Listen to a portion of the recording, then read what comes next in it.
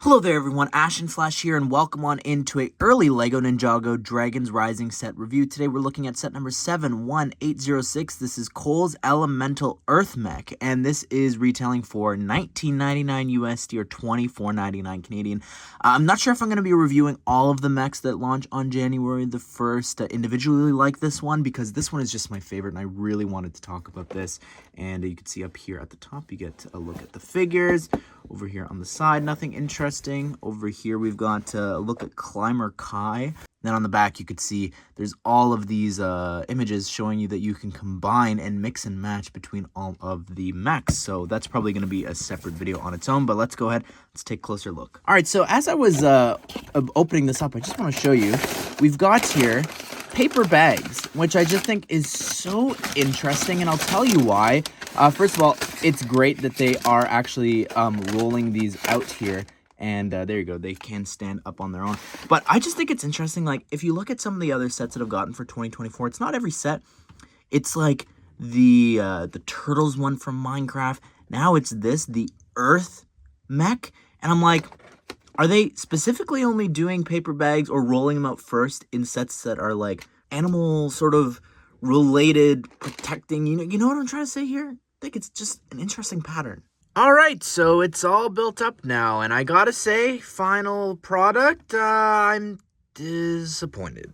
I think that there's a lot of different places here that I just think feel a little bit unfinished, and now that price that sounded so good originally for a lot of people, I'm now understanding how it makes sense personally. So let's go ahead, let's take a closer look at some of the details that I'm talking about. All right, so I want to work our way up, and starting here at the feet, there's quite a lot of articulation. You can bend this a lot, I like that. This is actually probably my favorite part of the whole set. It's just how they've built these little slope pieces and how that lines up. I think that's pretty cool.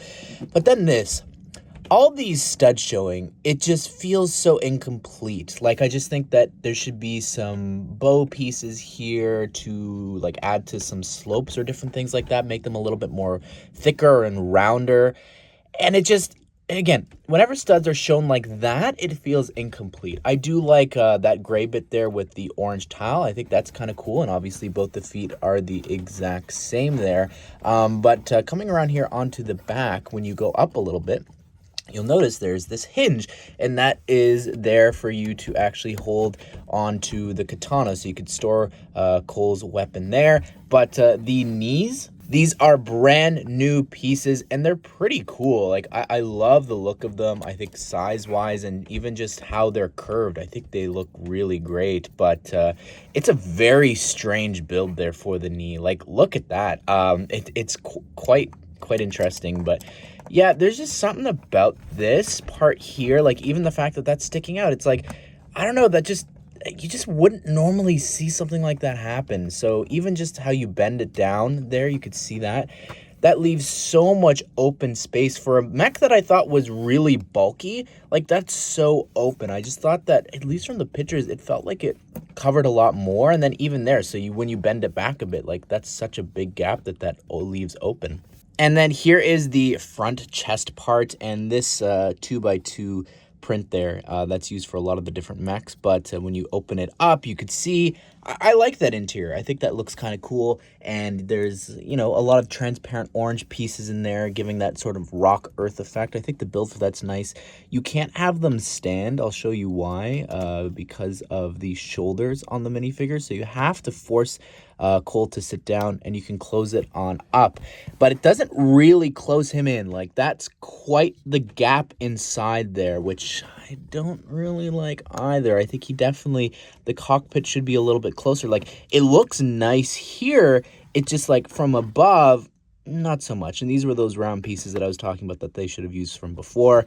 But coming around here onto the back's fine. I don't really expect like the back to be fully covered up. They definitely could have done some things, but that's not as noticeable as a problem, I think, as some of the other things that I pointed out.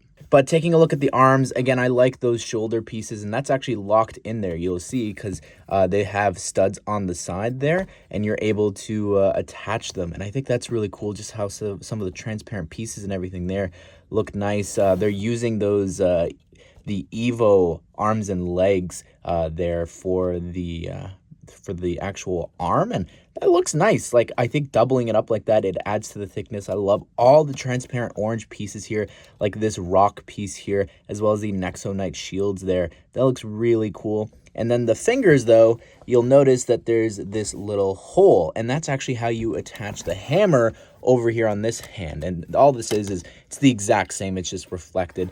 But with this, you take the hammer and you attach it right there, and then you can just sort of fold that forward. But that's one of the problems that I have with this set. Like, in order for you to actually swing and attack an enemy, you can't do that. There's no way to bend the arms there, which means that you can't like straighten out the wrists so that you can sort of throw the hammer down. You can't attach this anywhere else. I guess what you could do, again, it's not saying to do this, you've got the extra peg, so what you could do is attach it on the end, so that way you could like smash down like that, or swing sideways, but you're not, like, it's not designed for that. So I don't know, there's just something about, like, even the fingers, like, there's only 2 fingers, they're stuck together, so you can't even sort of pose it so he can have like a firm grip around that like other mechs.